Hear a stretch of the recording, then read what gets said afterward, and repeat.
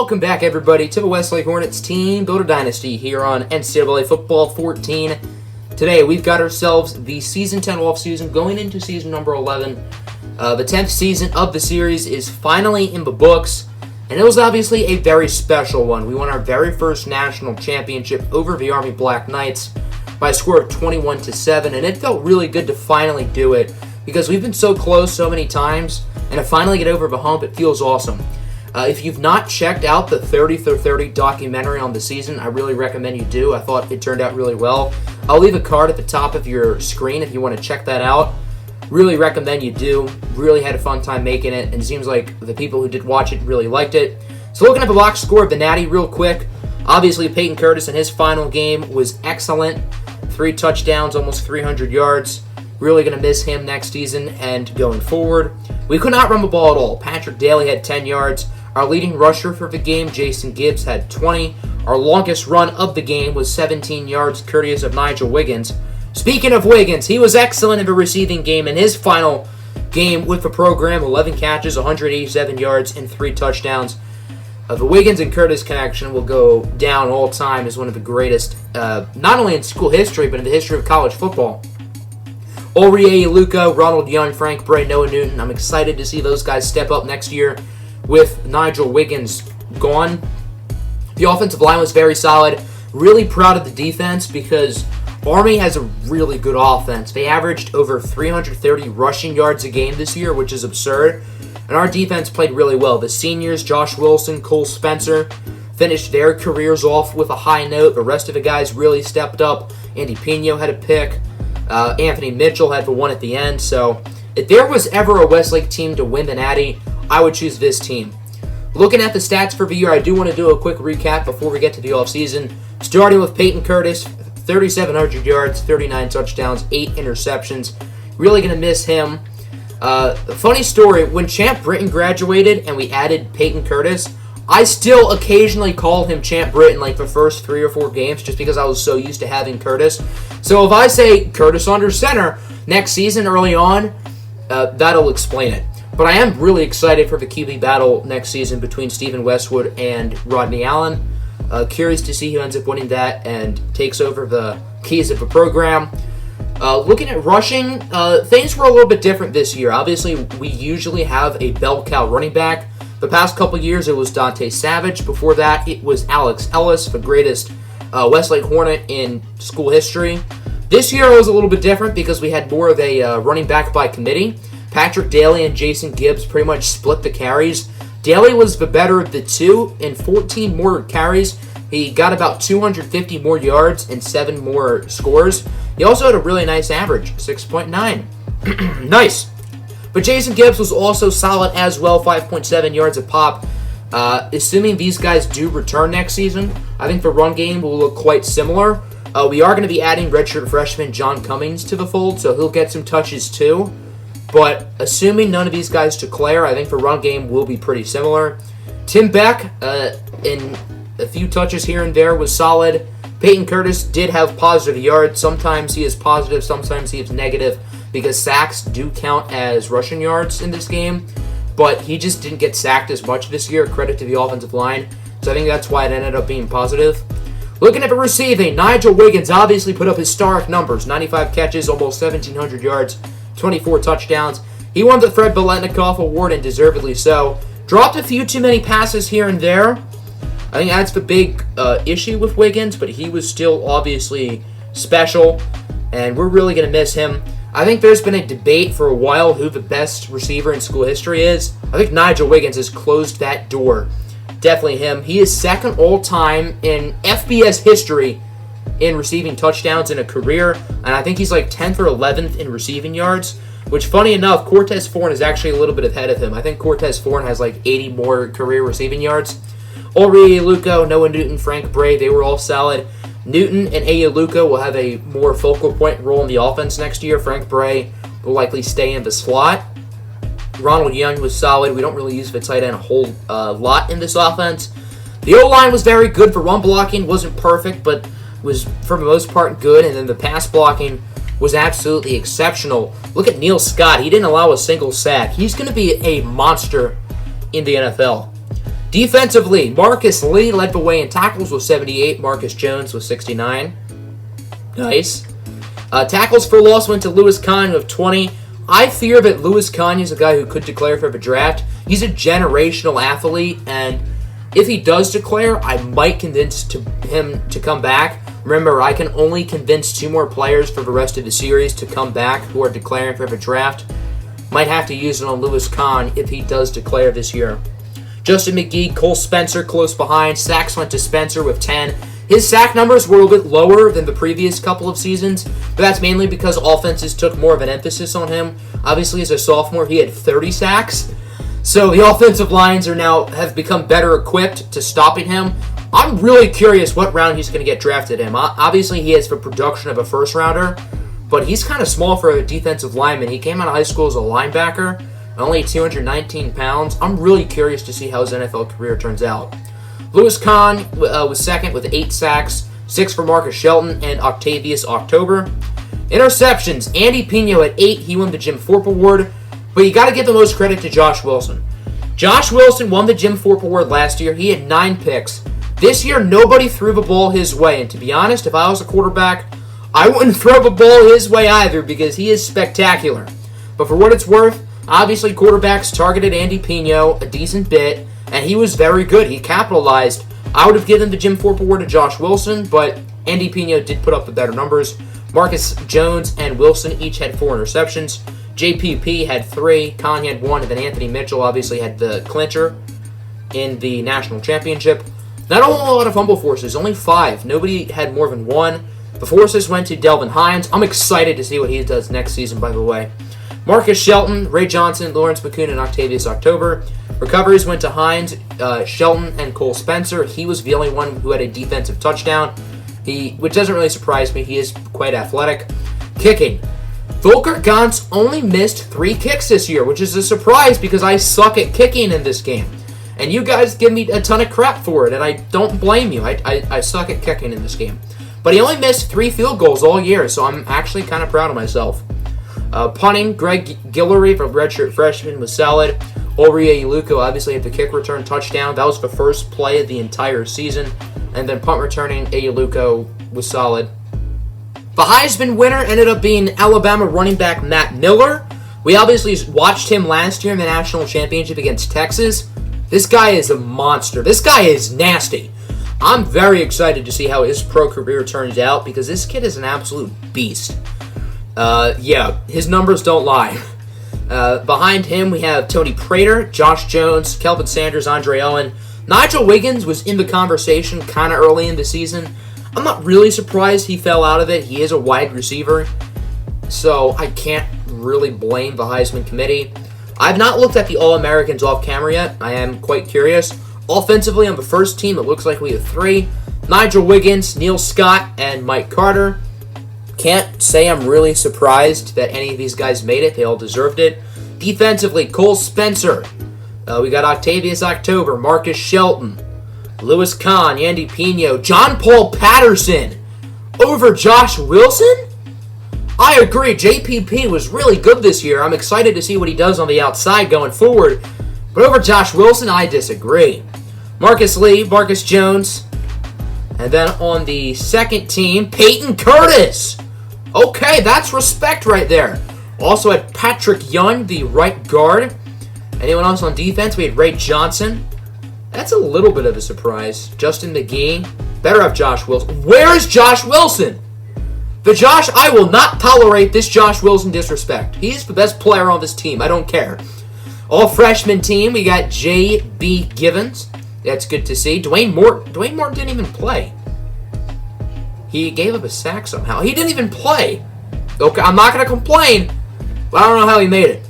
Anyone on defense? No, that's not really a surprise. All Pac-12 teams. On the first team, Payton Curtis, Nigel Wiggins, and the whole offensive line, it looks like. Bobby Fagan did not play. Neal Scott, Mike Carter, Patrick Young, and then Scott Gonzalez kind of throws off the streak. Cole Spencer, pretty much our whole defense. Yeah, literally the whole starting defense, except for left outside linebacker, made it. That went to Rob Henderson of Oregon. That's pretty cool. Punter went to Greg Guillory. Returner, Ulrich Luca. That's pretty awesome. On the second team, Patrick Daly, Josh McClellan, Brandon Flores. So that's what, 6 offensive linemen? I don't think Brandon Flores started either, did he? No, he did. Okay. Did he? I guess he did. Huh. I didn't realize he was a starter for us, but I guess he was. Derek Berry didn't start. He finished with 3 tackles. How is that all-conference second team? The man had 3 tackles. There's Josh Wilson, thank goodness. Steve Harvey also makes it the unsung hero of the team. Volker Gantz makes it as well. So, if you're a starter on our football team, you're an All-American, pretty much. Award winners, we had a few of those. The Maxwell went to Tony Prater. Nigel Wiggins finishes in second. This is not an award where you really see wide receivers, so to have him in second is really cool. Walter Camp also goes to Tony Prater. Look at his numbers on the top. He was sensational. Nigel Wiggins finishes in 5th. Payton Curtis would be in these leaderboards if sacks did not affect your rushing yards. Not that he's as good of a rusher as some of these scramblers, but still. The Chuck Bednarik went to Marcus Jones. That's pretty cool to see. Louis Canyon 2nd. Cole Spencer, Andy Pino, John Paul Patterson also in the race. Bronco Nagruski went to Cole Spencer. Louis Kahn finishes in 4th. Davey O'Brien goes to Tony Prater. Payton Curtis ends up in 2nd place. That's cool. Vidoke Walker went to Brandon Ellis. I don't think we'll have any of our guys. Nope. Fred Biletnikoff obviously went to Nigel Wiggins, and if it went to anyone else, it would be an absolute travesty. But John Mackey went to Maurice Franklin. Obviously, we didn't touch this award because we barely use our tight ends. The Outland went to Mike Carter. Neal Scott in 3rd. And then Mike Carter also won the Remington. This is the award for the best center. And then the Outland is either best offensive lineman or best interior offensive lineman. I'm not entirely sure. The Lombardi went to Cole Spencer, Octavius October, Ray Johnson, and Marcus Shelton, all in the top 7. The best linebacker, also known as the Owen Jackson Award, by the way, ended up going to Louis Kahn. So it's so easy to win the defensive awards in this game. It's so easy. I think these guys all deserved it, but it's so easy. Andy Pino wins the Jim Thorpe, Marcus Jones in 2nd, John Paul Patterson in 4th, Marcus Lee in 2nd. Stop the Josh Wilson slander. It's ridiculous. The Lou Groza, we got no one in the running. The Ray Guy, we got Greg Guillory in 7th. That's fun. And then for best returner, Ulrich Luca finishes in 5th. I guess that one kick return on the first play of the season really carried weight in this award, which I guess kind of makes sense. So now we're going to simulate forward, see what happened in the rest of the bowl games, and then we'll actually get to the offseason itself. We do have a few new records in the record book. Obviously, Cole Spencer is the most sacks in Division I history, and he did not play as a freshman, by the way. He did that in 3 seasons. That's really impressive. Obviously, Cole Spencer broke his own record for the most sacks in school history. Nigel Wiggins broke the receiving touchdowns record, which originally belonged to Everett Lemieux. Looks like Wiggins broke that pretty early in the season. Wiggins broke the receiving touchdowns in a season record, which was set last year by guess who? Nigel Wiggins himself. He broke the receiving yards in a season. The original record belonged to Cortez Thorne. He set that record as a true freshman back in season number 1. That's crazy. Wiggins also broke Cortez Thorne's record for most career receptions. I don't know where 265 stacks up all time. I'm actually going to have to look that up. Wiggins broke the record for receptions in a season set by some Idaho player. We did replace Idaho. So our final ranking is, drumroll please, number 1, Tickled Me Surprise. Let's take a look at the rest of the bowl results real quick. I don't think I went over the bowls earlier. Sorry about that. So here they are, the Las Vegas Bowl, a.k.a. the Westlake Bowl. We made this game 3 straight times earlier in the series. USC ends up winning. I'm surprised USC only went 8-5. They have a lot of talent, it seems like, every single year. My Oregon Ducks got murdered in the Alamo Bowl by Oklahoma. So why wouldn't Oklahoma be ranked higher than Oregon? That doesn't make sense. Air Force and Georgia Tech. This game would have been sick. Option offense galore. I would have loved to have watched that. There might have been a combined 50 passing yards and like 1,000 rushing yards. Florida State beats Auburn in the Chick-fil-A Bowl. Mississippi State beats Penn State in the Capital One Bowl. LSU beats Nebraska in the Outback Bowl. In the Rose Bowl, Iowa defeats Kansas State.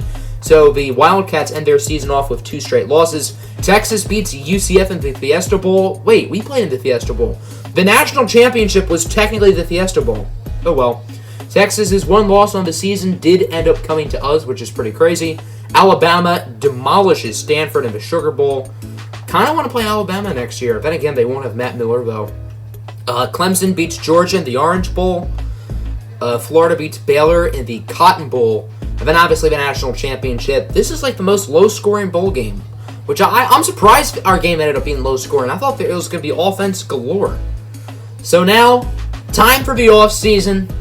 I'm nervous. I'm nervous about the guys declaring and stuff, and that is going to be coming up pretty soon. So let's see. Get your popcorn ready. Do you guys want to see all the XP head coach Mason Conway just got? I don't know if this is for the whole season or if this is what we just got, because this is a lot.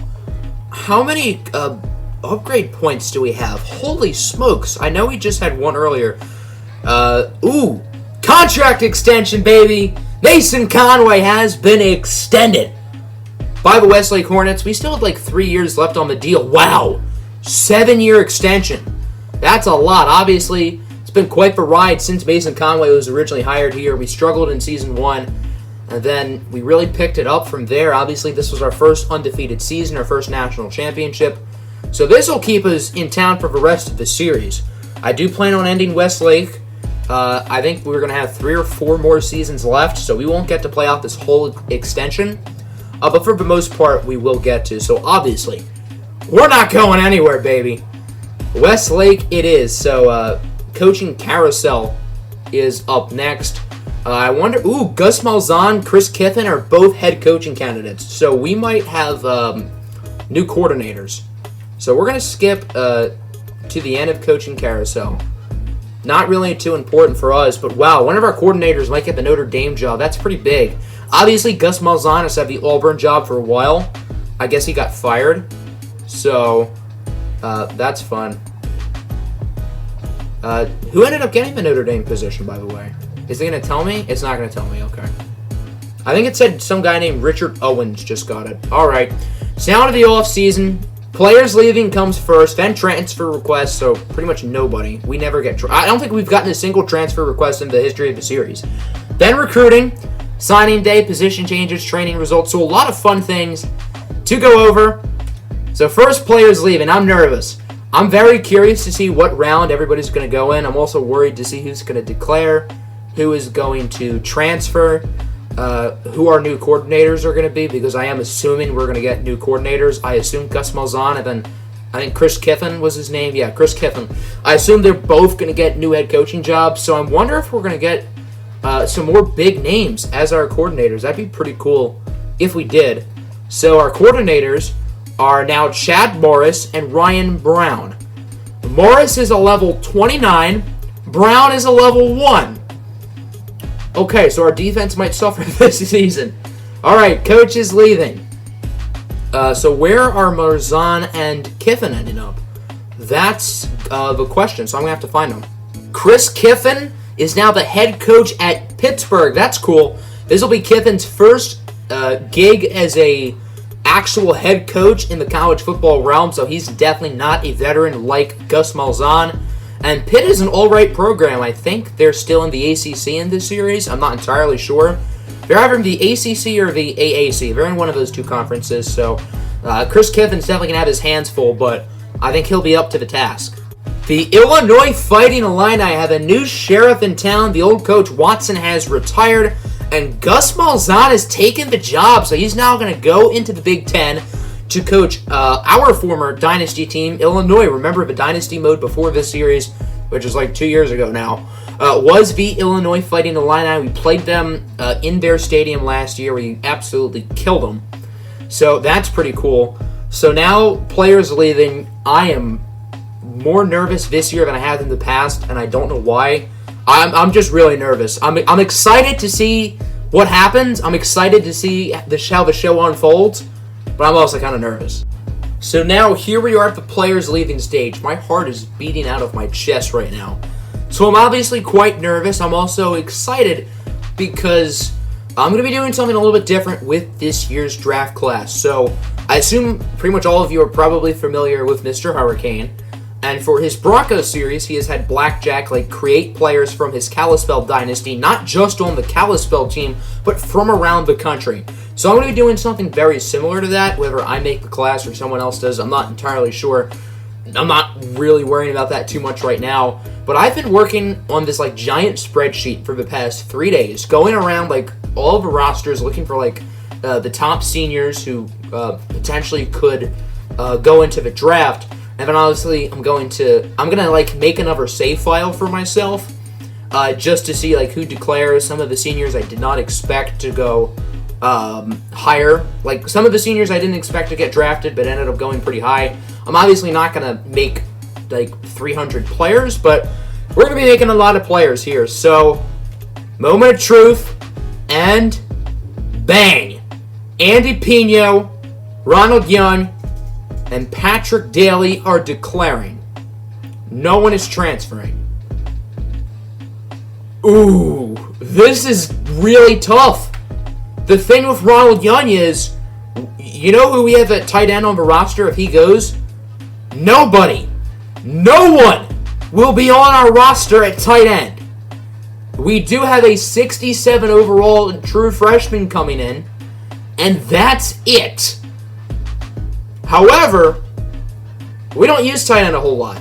Ronald Young has 33 career catches and 3 touchdowns in 2 seasons of play. So we're going to let Ronald Young go. He's going to be a 3rd-round pick. Obviously, I would have liked to have used him a little bit more. I think he's a really talented player. But he's going to go to the league. Patrick Daly, I'm okay with letting him go. We have Jason Gibbs. We're going to have John Cummings next year. We have Tim Beck. So we have a lot of talent at running back, and even though Daly has the potential to break any run to be a long gain, I'm okay with letting him go. Andy Pino. This is interesting. I don't know if I want to let him go or not. I'm actually going to have to think about whether I keep him or not. This is going to be tough because we don't have a whole lot of guys qualified to start behind him and Josh. So I've been thinking about it with Andy Pino, and I'm still very undecided. I am still not sure what route I want to go with. Andy Pino would be by far our best cornerback on the roster. He's only a medium persuasion chance, so it seems like he is pretty set on going to the league, and I think he's talented enough to do so. But there are some young players at the position who I'm excited about. John Paul Patterson, Anthony Mitchell, Kyle Harris, Richard Richards, Mac Terry, some really talented players. So I'm okay with letting Pino go. It's not like we're going to be starting players in the 60s, like at tight end, but he's also really good. So I don't know. We're going to get back to this one. So we have 5 seniors getting drafted, 4 of which go in round 1. And if you were to tell me which 4 players would it be who go in the first round, before I saw this screen, I would probably go 4 for 4. Curtis, Wilson, Wiggins, and Neal Scott. I'm not surprised Cole Spencer is not a first-round pick, but it baffles me that him and center Mike Carter are not getting picked. I understand they're both slim. Carter's 230, Spencer's about 220, but they're the best players at their position. So I don't agree. But we're going to go over all of our seniors, starting with, it's only right, QB1, Payton Curtis. And just like Champ Britton, Curtis will be a first-rounder. And this one's more significant because, obviously, Payton Curtis will be imported into the next Madden. He's been a great guy to have on this team ever since he stepped foot on campus. He's been the guy, and obviously he looked like a generational prospect coming out of high school. I think he was an 84 overall when he was being redshirted as a true freshman, and he has lived up to the hype. I think Champ Britton had a little bit better of a career, but Payton Curtis has more than lived up to the expectations, and he's won a national championship. Josh Wilson, I do not have enough good things to say about this man. The most talented player in the history of Westlake football, in my opinion, is Josh Wilson. And I know people are going to laugh. I've watched every snap of this kid's career, okay? So I know more than you do. For the national championship game, I forgot to get screenshots. So I went into practice mode after the game to get pictures of Curtis and Wiggins. And I was able to get the Payton Curtis one pretty quickly, but it literally took about 5 minutes to find a good Nigel Wiggins screenshot because this man was covering him like a blanket. I understood why nobody threw it his way. And even beforehand, I knew this kid was special, but those moments after the game and the practice just proved it to me. Josh Wilson is the greatest player, talent-wise, in the history of our program. I think Alex Ellis is still the GOAT of Westlake football, but the most talented player, in my opinion, is Josh Wilson, and he is absolutely worthy of first-round pick. Another player going in round one, and deservedly so, is wide receiver Nigel Wiggins. What a career he has had. The Wiggins and Curtis connection will go down all time as one of the greatest. As a freshman and a sophomore, he recorded exactly 825 yards in each season, so that's kind of funny. Last year, he got over 1,000 yards for the first time in his career, along with 15 touchdowns. And then obviously this year, he won the Fred Biletnikoff Award, put up ridiculous numbers, and is absolutely deserving of a first-round pick. Neal Scott, also going in round one, obviously is an offensive lineman. I don't really get to talk about him too much, but he deserves this. Neal Scott is a monster. 4-year starter, he allowed 4 sacks. This is like a Quentin Nelson-type prospect at the guard position. If you guys don't remember when Quentin Nelson came out of Notre Dame a few years ago, he was elite. I think Neal Scott has a legit shot to go in the top 10. And then Steve Harvey gets picked. This is actually pretty cool. I think Harvey's worthy of getting drafted. He's been the number 4 corner on the depth chart the past 2 seasons. The best free safety on the roster, never played there. But he's been a good player at that number 4 cornerback spot, even though that's not a position where you regularly see guys make a big impact. He did. He made a big impact. Jay Nash, undrafted, he's been depth. Bobby Fagan has been depth. He is also the first insta-commit in school history, though, so that's cool.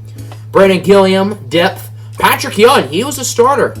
I don't remember if he started last year or not. I'm pretty sure he did.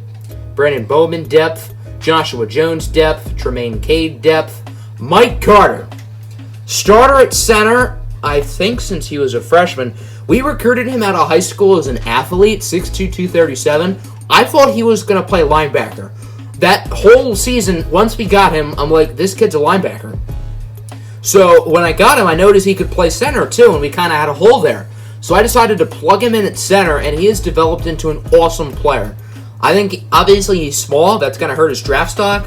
He still deserves to get picked. And then another player who deserves to get picked, Cole Spencer. Is he the greatest defensive player in school history? I think you'd have to say so. Obviously, I've said Josh Wilson might have a little bit more talent. But Cole Spencer, 57 sacks. He had 30 in one season. 30! His numbers have gotten lower every year, but that's just because the offensive line has put more of an emphasis on him. He won 2 Lombardis, 3 Nagurskis, and Ed Bednarik. What a storybook career for another guy who was recruited out of high school as a linebacker.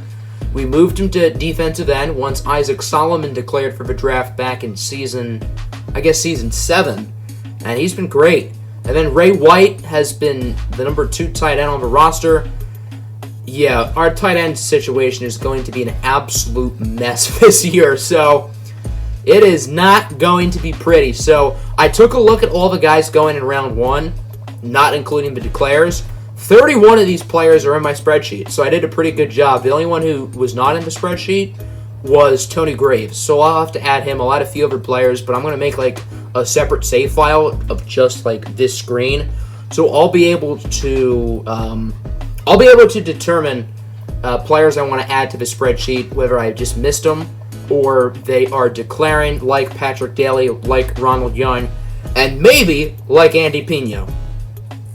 So I've made my decision with letting either Andy Pino go or keeping him, or at least attempting to keep him for his senior season. And what it really boils down to is that we have, 3-4 more off seasons of this series to go, and we're not going to have that many more opportunities to really keep a player who is declaring. We still have 2 more opportunities to do so, and as we continue to get top talent in recruiting, we're not going to really need to keep guys as much. We don't need to keep players like Ronald Young and Patrick Daly. So because of that, we're going to try to keep Andy Pino for his senior season. His persuasion chance is only medium, so this is far from a guarantee.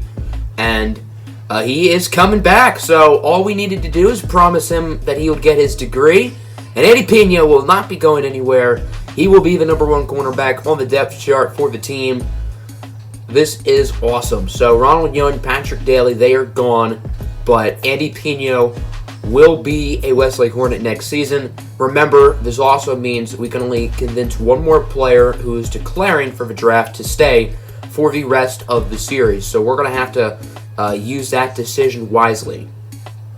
We've been doing this for 10 seasons now and have never gotten a single player to want to transfer to our school. I understand they're going to have to sit out a year, but please give me a tight end and we get nothing. I'm not going to say I'm surprised, and I'm not going to say I'm disappointed because that was nothing short of what I expected.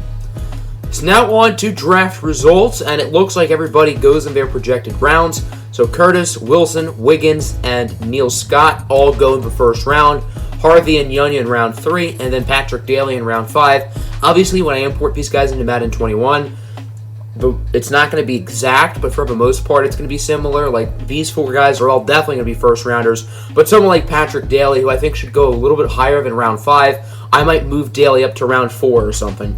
And then Cole Spencer, I'm going to make a draftable player. I don't know how he goes undrafted. I don't care if the kid is 50 pounds. I'd still pick him at some point.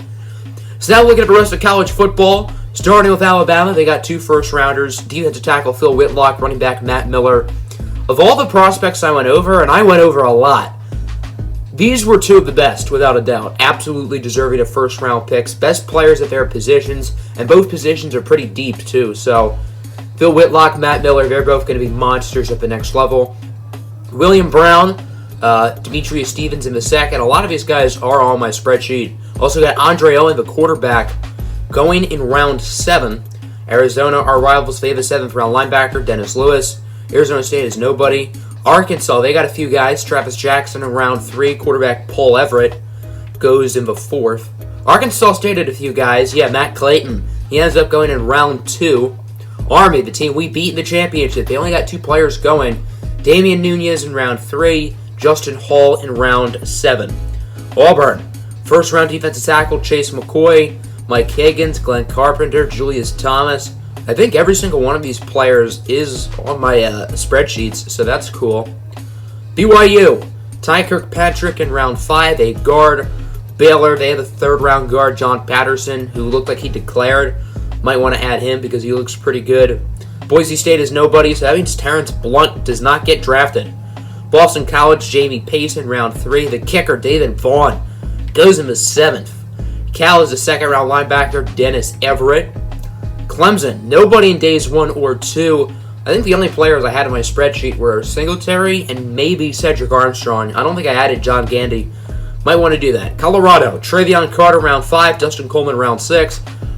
I think those are disrespectful for both of these players. These guys are at minimum day 2 talents in my opinion.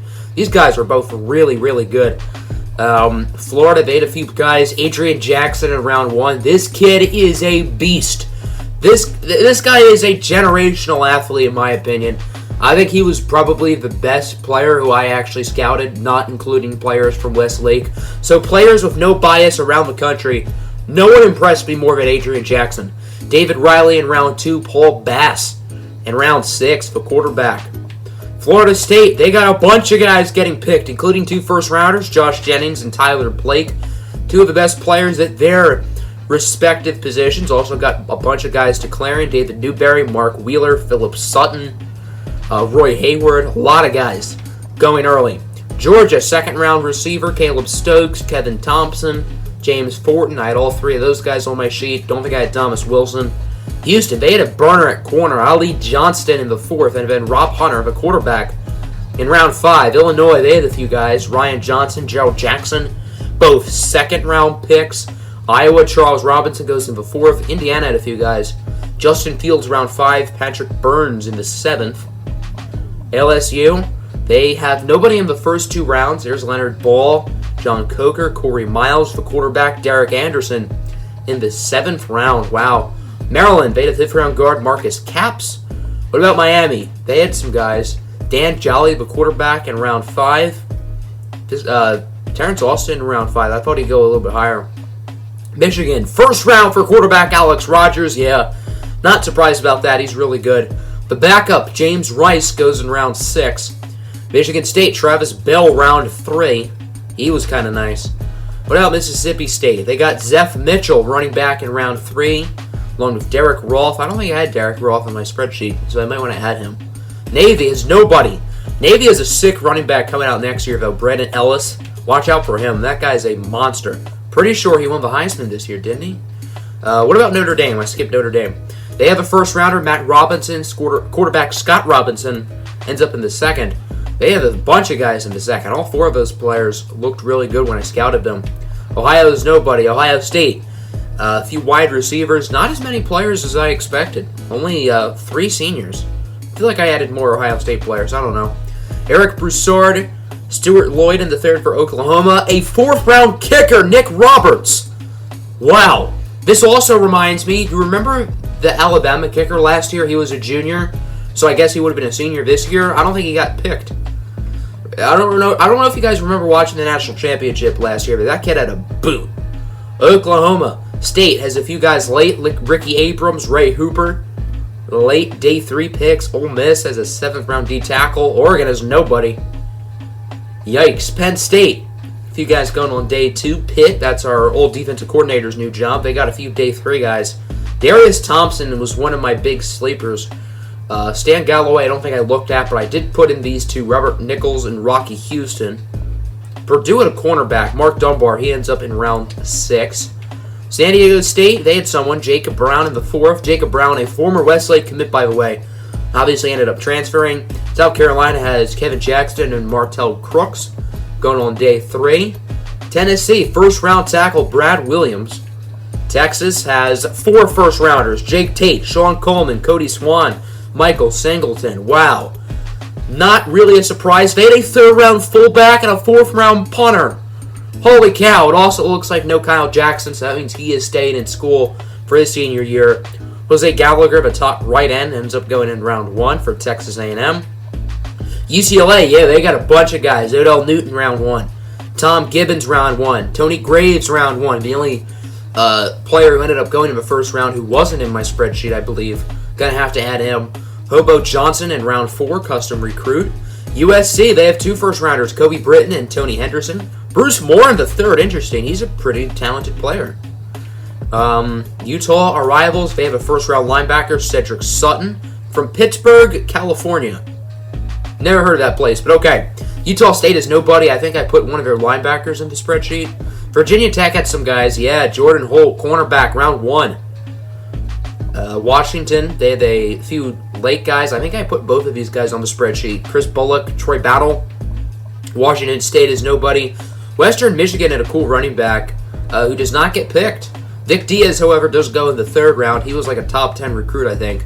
Then Wisconsin has a few guys as well. So there you go. That's how the draft goes. Now on to recruiting.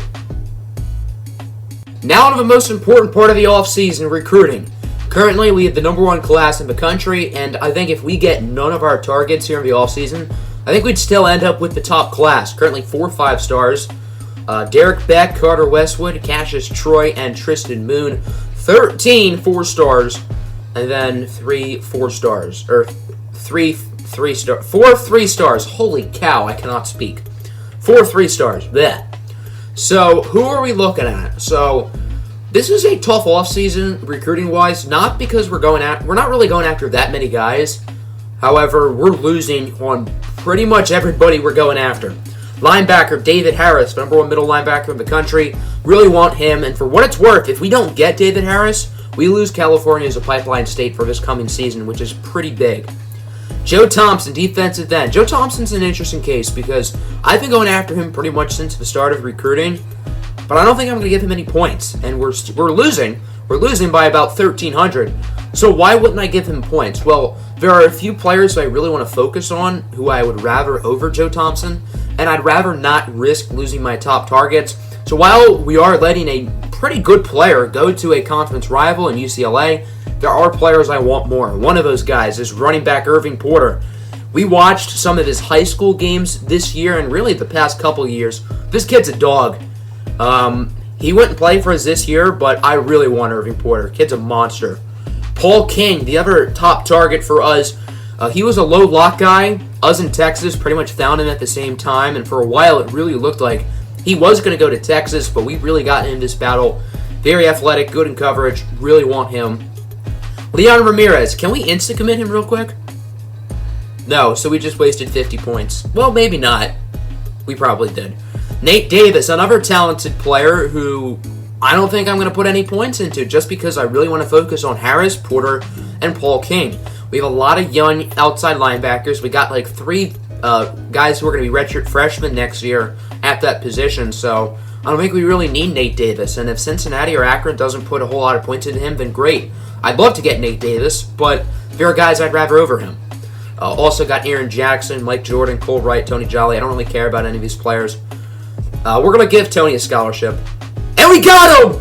Insta-commit in the offseason, running back, Tony Jolly. Alright, that's a good start. We have wasted 100 points. So instead of 15,000, now we only have 14,900. I know, quite the difference. So this is how we are going to allocate our points, only putting them into 3 players. The 3 guys I talked about who I really wanted, David Harris, Irving Porter, and Paul King.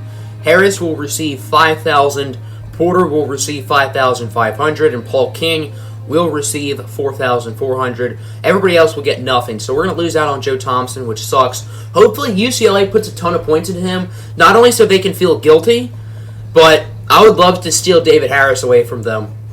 That'd be kind of funny.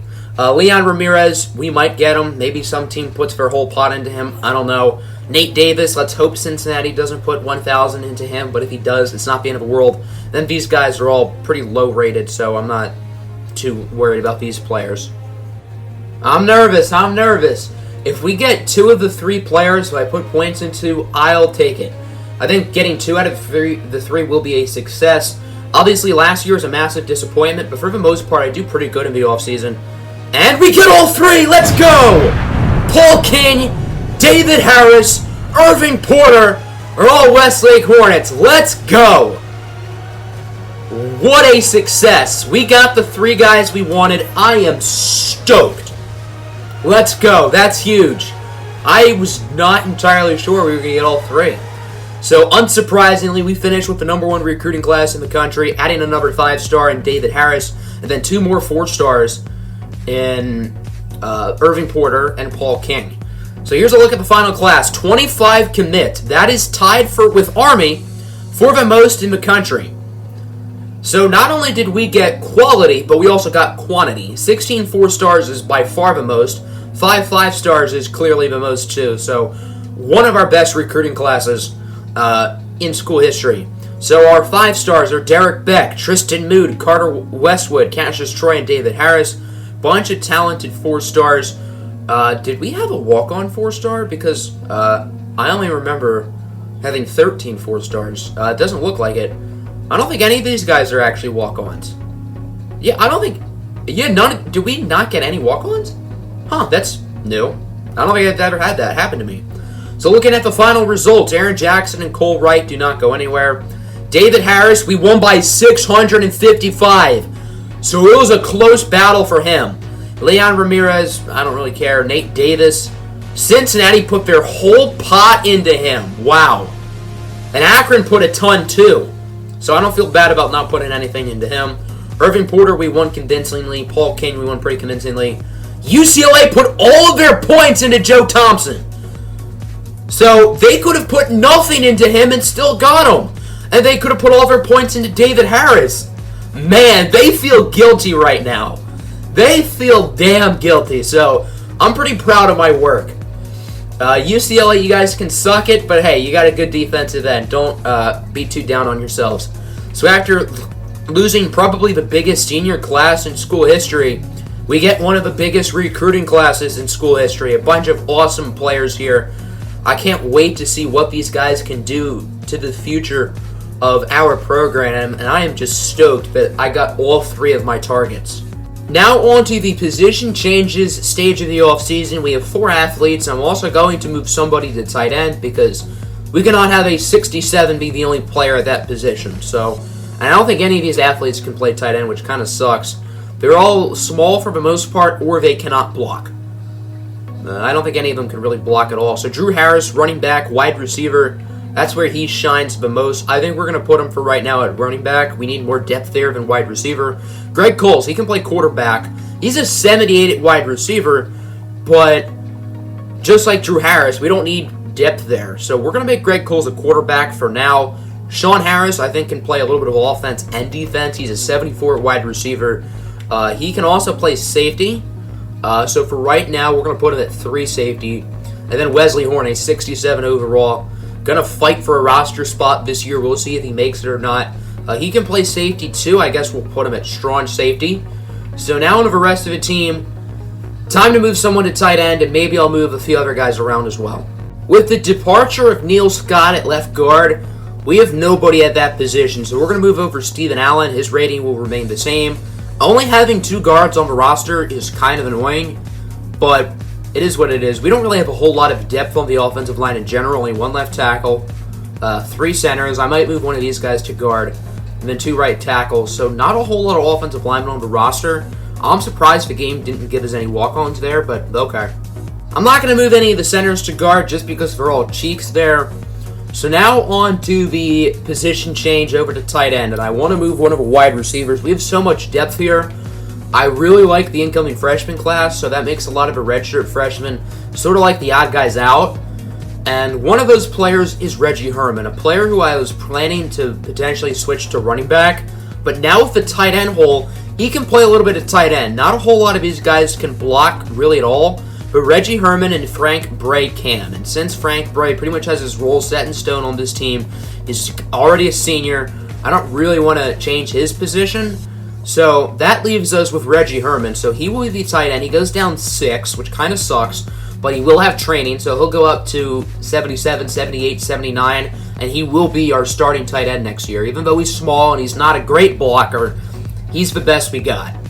My good friend Param Crow refers to this as the funnest part of the offseason, and I honestly don't blame him. Training results, we get to see how all of our players improve, which is really exciting to see. And we have 2 new additions to the 99 club, Rodney Allen and Jason Gibbs. And Allen's not even a senior yet, so he'll be a 99 next year too, which is pretty crazy. And the craziest thing is that he might not even start. His competition at the QB position is Stephen Westwood, who is going up to a 90 overall. At running back, obviously Gibbs 99, Tim Beck 92, Jamal Hill 92. Jamal Hill and John Holland might not even touch the field this year. Hill got like 6 carries in the first game as a freshman because we were beaten up on Utah State so bad. And I don't think John Holland has ever gotten a snap. I don't even know if I'm going to keep John Holland on the roster, to be honest. John Cummings, on the other hand, he's going to get some touches this year. I'm excited about him. Jeff Brand is a 79. We've got to find a new fullback this year. Noah Newton, 98. Frank Bray only goes up 2. He is a 97. Vincent, 91. Aluko, 88. Zeke Bowman, 82. Titus Moss, 79. Reggie Herman only goes up 4, so he'll be a 77 and the starter. McClelland, 89. Allen, 81. Rhodes, a 77. I would have liked to have seen a little more from Rhodes because centers weirdly progress well or better than every other position in this game. I don't know why. So I was hoping for a 6 or 7 from him, but a 5 is okay. Flores is an 88. Givens, 84. Dwayne Morton is an 81. The left end, Delvin Hines. This kid is a monster. 91. Mike Wilson, 86. Ray Johnson, 96. Nick Gardner, 82. Shelton is a 92. Derek Berry, 91. Shame he's not going to play. Octavius, 88. Mike Jones, 88. Left outside linebacker, Lawrence McCoon is now a 93. Justin McGee is now a 93. Louis Kanye is now a 93. Holy cow. Andy Pino is also a 93. JPP a 90. Mitchell, 89. Harris, 85. Richards, 82. Might have Richards over Harris as the CB4. Not entirely sure. And then Mac Terry is a 77. Marcus Lee, 96. Marcus Jones is a 90. Volker Guntz, 92. Greg Guillory, 93. So this team is ready to go. They are locked and loaded for season number 11. One of the better rosters that this team has obviously had. I'm excited to see what this team can do. So, unsurprisingly, with our large amount of players joining the recruiting class, We do have a few players to cut. Currently have 78 players on the roster. We can only have 70. And for the memes, I like to cut an extra to make it 69. Holy cow, who are these people? Actually, no, just William Smith, who is a 40. Yeah, all these people we know of. I can't cut this guy, can I? Nope, so we're going to have a 40 overall on the team this year. William Smith, a 0-star walk-on. Well, that'll be fun. Alex Jones, I don't really need Alex Jones, so he's going to get cut. Scott Clark, I don't think has a huge future with us, so he's going to get cut. Wesley Harley, we have a lot of depth at D-tackle, but we don't really have a ton of underclassmen. We'll hold off on him. Wesley Horn, we don't really need Wesley Horn because we do have Jacques Vallone, who's a redshirt freshman, so we're going to cut him. David Patterson, I don't think we can cut, no. And then all of these players are pretty good, and we still got to cut at least 5 more, so might be kind of tough. I think I'm actually going to cut that running back, John Holland. He's just not going to touch the field. And I don't need all of these freshmen, so I might cut Tony Jolly. Not entirely sure. I don't think we really need Wesley Harley, honestly, so we're going to cut Wesley. I don't really want to cut these 4-stars, but we don't need them. We don't need these fools. All right, we have 3 more players to cut at least. I'll get back to you when I know the guys who I'm going to release. I've made my decision on who I'm going to cut. I'm only going to cut 3 players, so the minimum 69 does not live on, but there are too many players I want to keep. So we will be releasing James Harris only because we have so much depth at corner. We got like 4 freshmen this year. So we don't need James Harris, so he's going to get cut. Bryant Moore, same thing. We have so much depth at wide receiver, we don't need him. And then Tony Jolly, the insta-commit. I wasted 50 points on a scholarship for him. But congratulations, Mr. Jolly. You get a free education at the University of Westlake. Be grateful. That'll put us at 70. So everybody here, including William Smith, is on the final roster. Really hurt to cut some of those players because they'd be the best players on my Western Carolina series for the Franchise Gurus channel. So, yeah. I've decided not to make changes to our conference or any conference for that matter. I think they're all pretty good for now. I might move Westlake back to the Independents within the next couple of years, but for right now, we will stay in the Pac-12. I've also considered changing the divisions around. I think next year, I might change North and South to East and West. So I guess that could sort of change things up, but for right now, everything will stay the same when it comes to conference alignment. So that'll do it for the off-season. Season number 10 is in the books, and we are officially now in season number 11 of the Westlake Hornets Team Builder Dynasty. We will start the season ranked number 1, tickled me surprised. We're going to do all of this stuff in the next episode, so that'll do it. Hope you guys enjoyed. Make sure to hit the like button and subscribe, and as always, have a good one. Peace out.